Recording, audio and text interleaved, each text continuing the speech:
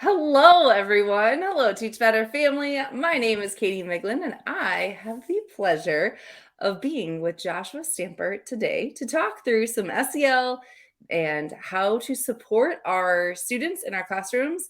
And so we're going to get started in just about 30 seconds. So sit tight.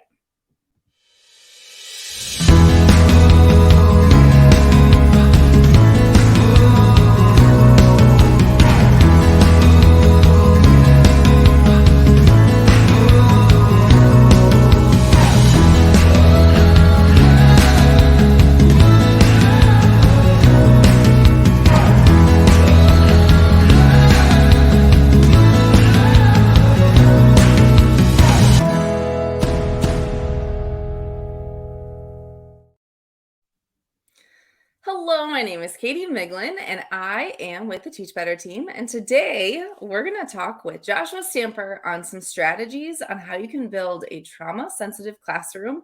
And hopefully, these strategies are things that you can implement almost immediately in your classroom and make you more aware of some things you're doing with your kids. So, Josh, welcome. So excited we get to do this together.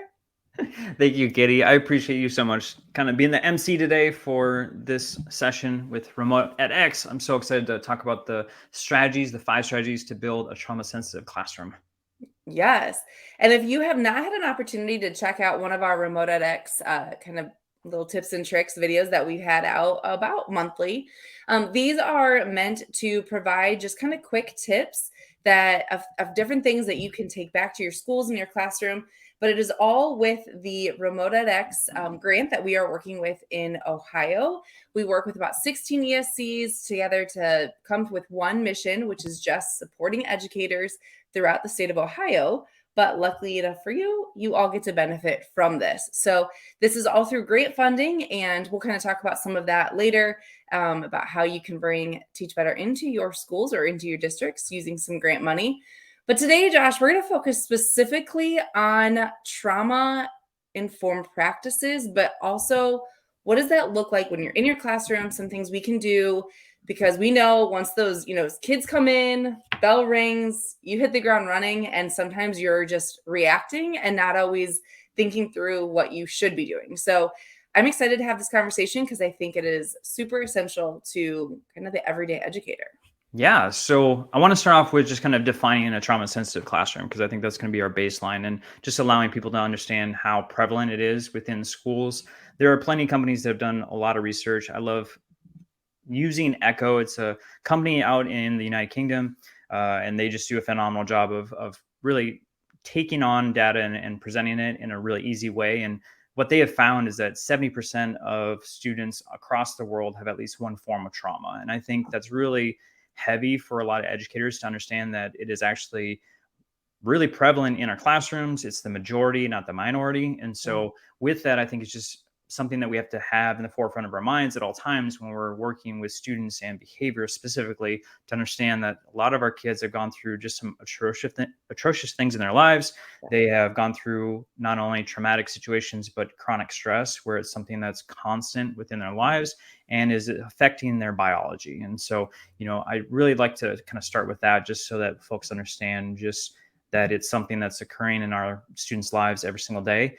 You may not see it from the outside, but it's there, and they're really just in this survival mode every single day. And a lot of times education is not something that they're really focused on. Some of the essentials that they need, maybe it's neglect, maybe it's abuse. There's a lot of forms of trauma that our kids are going through. And I just like having at least a few strategies that I can present for folks to understand that, they need to have some type of tactics and procedures in the classroom to work with students with trauma. Well, Josh, I think you brought up you said a specific statistic, but just the idea that trauma is a majority, not a minority is honestly kind of shocking in its of itself. And I know you and I have had conversations. We recently were in Texas and you were presenting on this. Yeah. And I think what we often think trauma looks like isn't what we actually see. And I think that's really important too. We literally, everyone in the world just got off of COVID. That it of itself was some level of trauma because our lives were disrupted.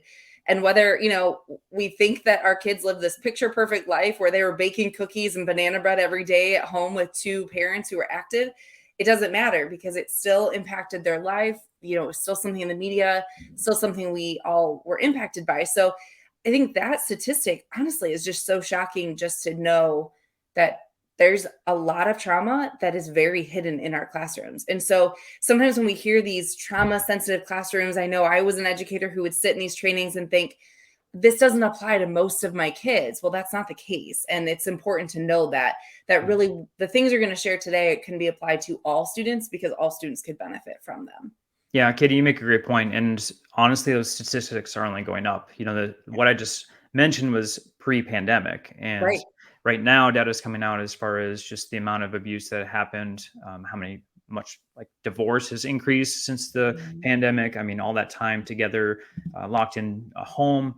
I mean, obviously, you can't escape that. And Right. some of the things that you may have been able to get out of only increased during that time. So I'm curious to see kind of what the aftermath of the pandemic was and what those numbers are, but I would assume that it's only going to go up.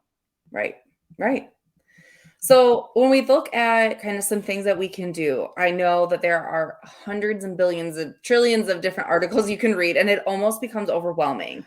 But you have kind of narrowed it down to some 5 like simple strategies that you can do. So where should we even start?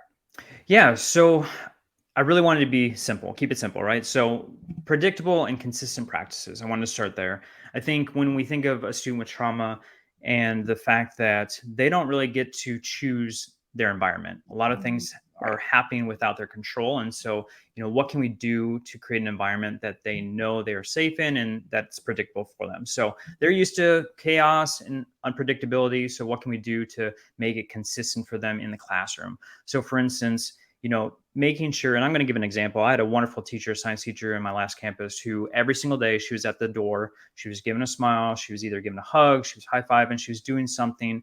And we all know the statistics, right? 40% increase engagement if you are just greeting at the door. So she did that every single day. Then she also did a little song and mantra for a classroom, and there was hand motions and there was a song. The kids loved it. It was a bunch of 6th graders. And then in addition to that, she did brain breaks every single class. She also did a relationship activity. So the kids got to know each other and her. And that was something that was consistent every single day. And her behaviors were not out of control. I never had to go to her classroom for anything. And I think one of those things was that she had a predictable schedule. She had these things that were consistent every single day. The kids absolutely loved her class. And science can be a tough subject for students. And, the grades were always high. I thought also something that she did really, really well was a 2-step transition. And what she would always do is that if there was something that was going to be a hard task for the students, she always would do some intermediate activity prior to. And I'll give you an example, maybe for elementary. Let's say the students are going out to recess. Obviously, they're pretty amped up. They're wound up. They're hyper. They come in and let's say they need to take a quiz. Well, instead of just saying, hey, sit down, get your pencil out, and we're going to take a quiz, you have a transition activity. So maybe it's coloring a picture. So they're getting some of the materials out. They're still active, but at a slower rate. And then that also is helping them get the behavior that you're seeking and that momentum into what will be the task, which is a quiz. And I think if we're intentional about our transitions, I think that will kind of help with the predictability and the consistent practices that we need. Okay. So being mindful of transitions, but also providing the structure, which is honestly helpful for adults too. I mean, it's really helpful for everybody. So, I think it's a kind of an easy thing. And sometimes we think we're being, I remember being like a younger teacher and thinking like, oh, I want kids to just like not anticipate, but just participate and kind of be in the moment. But really, we find that's not really how minds work best. They need the structure. They need to know what's coming. But then also providing that time for the transition to happen in a natural way is also super valuable. So, okay, that one's easy enough. Be mindful of transitions and structure. Okay, what else? All right, so establish a safe classroom. And I kind of mentioned this before, but there's a couple ways. I'm going to give you 3 different strategies that we implemented on our campus to kind of help with the safe classroom environment. So one being a relationship agreement. So if you ever heard me speak before, I talk about this a lot because it's something that I've seen firsthand that has worked really, really well, because it's giving power to the student, right? So if they, again, don't have control of their life, we're allowing them to have this control here. And that is that they get to determine with positive language how they're going to treat each other, the teacher, and how the teacher is going to treat them. And so Okay. what we do is we ask them, and there's a lot of different ways to survey the students, but we're trying to really gain 5, 6, 7 main points that everyone is consistently placing down on their feedback form. And then we're trying to then place it onto a piece of paper, poster, whatnot, so it's visible for the students. And then, of course, you can do something like the whole class signs it, or Mhm. something where they're all agreeing to the relationship agreement. This allows the students to have that ownership about the classroom. And it's not classroom rules, but it's just Mhm. how they're going to treat one another. And then it's something that you're constantly referring to. It's visible. And then also, it's not set in stone. It's something that can be manipulated and changed as the year goes on. So a lot of times students are very honest, and they'll tell you exactly what needs to happen in the classroom. And so if that's brought up, then the teacher has the opportunity to go back to the relationship agreement and see if the entire class feels the same way. And if it's something that they agree upon, then you can add it to it.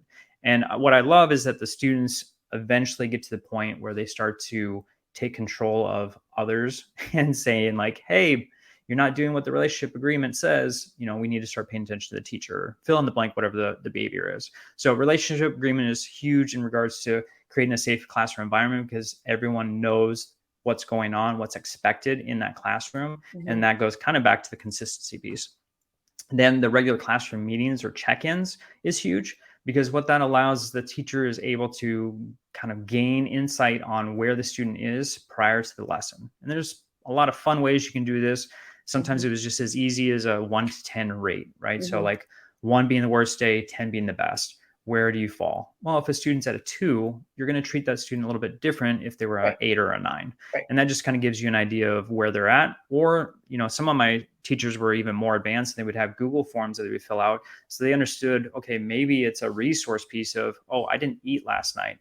If I could have a Mhm. snack right now, I think I'd be more successful. Or, you know what? I don't feel like learning because my parents were fighting all last night. Yep. And I would rather go to a counselor right now to kind of work through that before getting into a lesson. So Mhm. those check-ins really gave some clear information about what's going on with our students, that our teachers wouldn't be privy to if they didn't do something that allowed the student to feel safe enough to share what resources they need. And the last thing I'd share is just recognizing the positive behavior as much as you can. A Okay. lot of times in education, a student will hear the word no about 1,000 times in a day. So, True. what is it that we can amplify, and being helpful? And I talked about that science teacher. That was something that she was marvelous at. She would constantly, throughout the entire lesson, just shout out praises of all the different things the kids were doing. And it could be something as simple as just sitting down in their seat, to sharpening their pencil at the appropriate time. So whatever the small little pieces were, she was constantly giving helpful and like wonderful praise for just the smallest things. And I honestly felt like the culture in that classroom changed just because there was so much positive language that was constantly being used. Okay, that was kind of a lot within one strategy. But the comments are amazing. Andrea is talking about a Google form, and this I thought was really interesting that you shared this, because I remember doing something like this, but something so simple that I just thought of as you were sharing is if you teach students that have phones on them, creating a QR code on your board. They come in and scan it. And as you're kind of getting class settled, they quickly fill out maybe 5 questions, something as simple like how are you, rate yourself.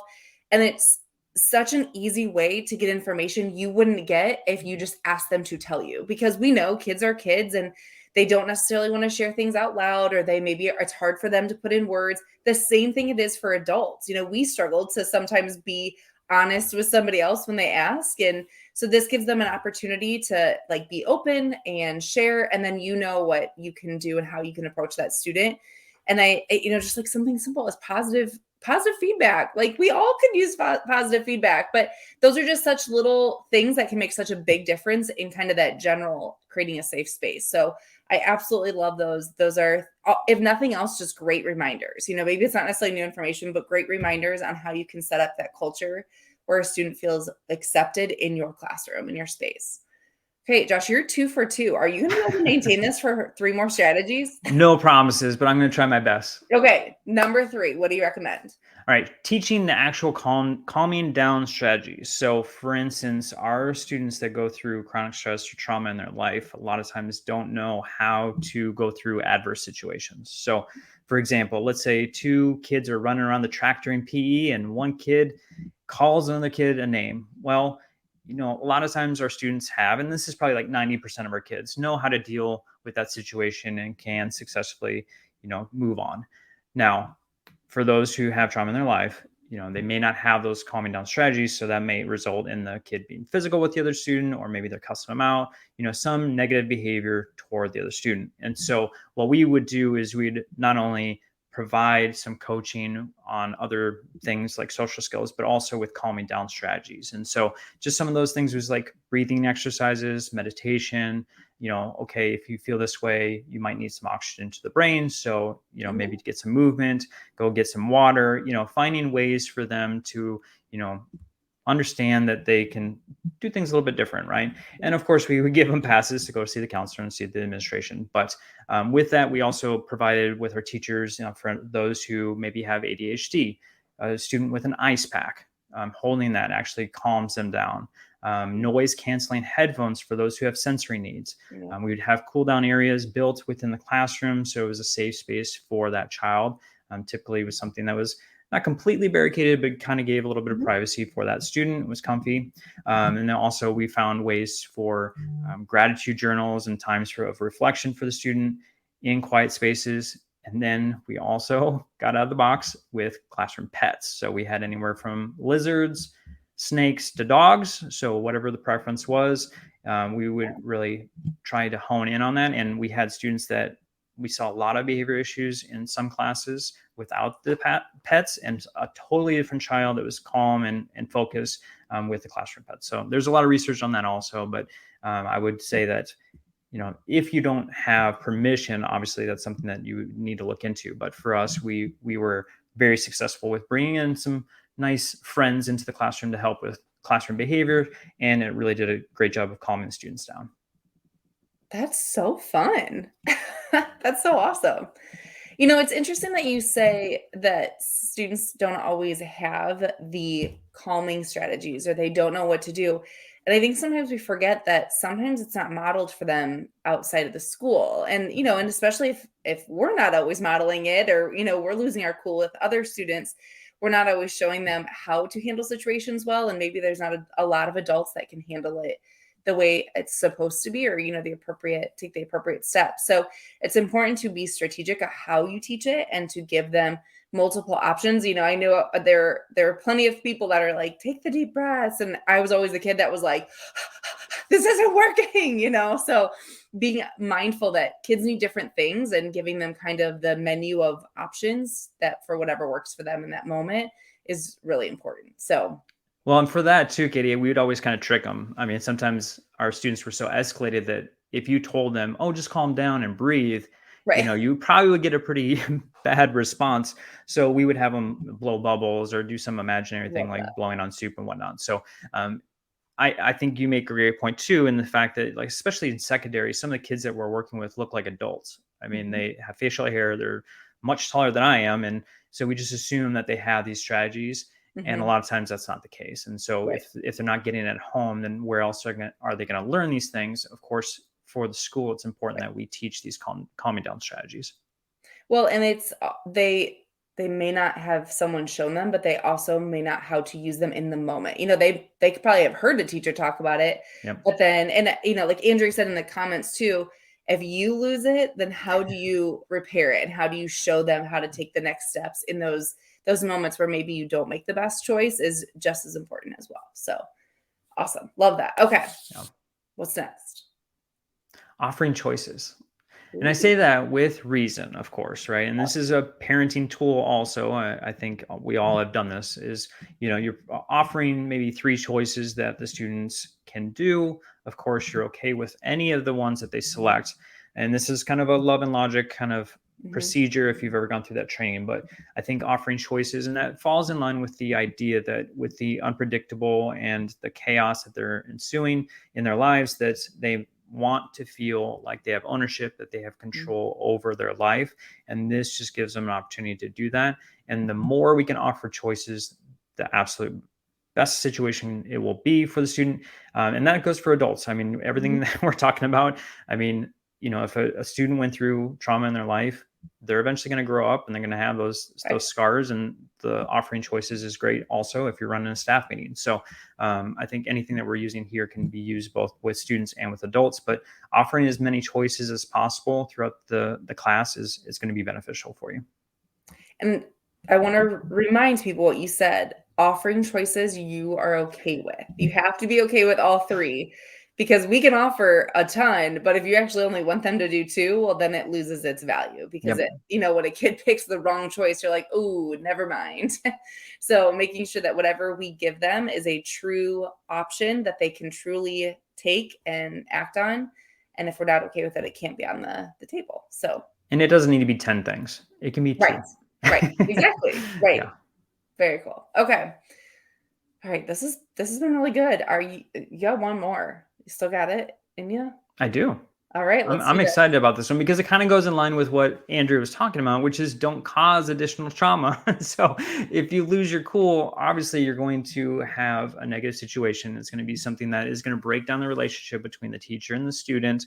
And then you're potentially not going to be able to get back to where you were before. So I think it's coinciding with what you were talking about too, Katie, as far as modeling. Obviously as an adult, we go through adverse situations all the time as a teacher, as a counselor, and an administrator. How are we going to go through that situation and model the appropriate thing? And if we do, let's say we do lose our cool, how are we modeling how to fix and repair that relationship so that the student knows what to do also in the future if that happens? So main thing is staying regulated. Just like in parenting, sometimes we, as the adult, need to take a break, get away from the situation, maybe do our own breathing exercises to then come back and be more efficient and effective. So just understand that our students are going through the fight, the flight, and the freeze behaviors if they go through an adverse situation, and we need to give them time. So yelling at them is probably not going to be very effective. We need to make sure that they are in a good state of mind, get out of those situations where they're feeling like they need to be in survival mode. And then we can start having those conversations, the teaching piece. Maybe it is, these are the strategies that you could use. This is the behavior that's more effective moving forward, and kind of having those reflective strategies. But I always give the example of like a kid running down the hallway that you don't have a relationship with. Just yelling at them and maybe going after them and towering over them and having some of these negative, both verbal and nonverbal behaviors is not going to help the situation. And if it's a kid that's gone through some trauma in their life, I can assure you that they're going to give you a very negative response. And then in that, are we going to be the window? Or are we going to be the mirror? Are we going to let that behavior go through us and then communicate in the right way? Or are we going to then be giving them the exact same behaviors that they're giving us? So I just think as far as, as an educator, it's our responsibility to make sure not only that we're modeling, but we're not causing additional trauma in the lives of our students. Yeah. Wow. I love that. Be a window, not a mirror. That's powerful. Thank you. Josh, this was, literally a jam-packed 20 some minutes, and you gave I feel like you honestly gave more than 5 strategies, because within the strategies, there were more strategies. But I think the big takeaway is being mindful that all students have some level of trauma. You may not always see it, but then also we have to be mindful of ourselves and our regulating in order to help others. And sometimes that is, it's a hard pill to swallow, to realize like we might be more of the problem, not the situation, and that we need to reflect. I might just be speaking to myself, but I think it's important to realize that it's okay to take that minute to show students how to model that behavior, whether it's the reactive in the moment or our next steps going forward, it's just as valuable. And it's important for students to see that we're humans too, but we are still continuing to grow and be better. And that's what we want from them, because like you said, they're going to turn into adults. So, Yep. well, this has been amazing. And I'm so glad that we got to do this together. But Josh, if people are like, that Joshua Stamper kind of knows what he's talking about, I would love to do some work with him. What do you recommend? Well, there is a link right there, right? teachbetter.com/grants, and that's with the Teach Better team. Obviously, we talk a lot about restorative practices, social emotional learning. I mean, there's a lot of different components that we provide to districts. So obviously, Teach Better team plus Remote edX has grants available for that. So yeah, definitely check that out. We love working with teachers and administrators all the time on this. I'm extremely passionate, as you can tell. I could talk for a lot longer about this topic. Just trying to, do my best to provide strategies and find, ways for adults to be able to work in these situations, because we can't control students, but we can control what we have to offer as adults with our strategies as far as communication or procedures with, discipline and consequences. So it's a tough topic, but one that I love speaking on. And you're great at it. So keep talking about it. Well, thank you so much for everybody who joined us in the comments, who are watching this later. As always, if you have any questions, you can reach out to either one of us. Our handles are below. Otherwise, it's joshua@teachbetter.com or katie@teachbetter.com. Or you can head to teachbetter.com/grants to figure out ways to get our team in your school or district to provide some professional development. So thank you so much for everybody who has joined us today. And till next time, see ya.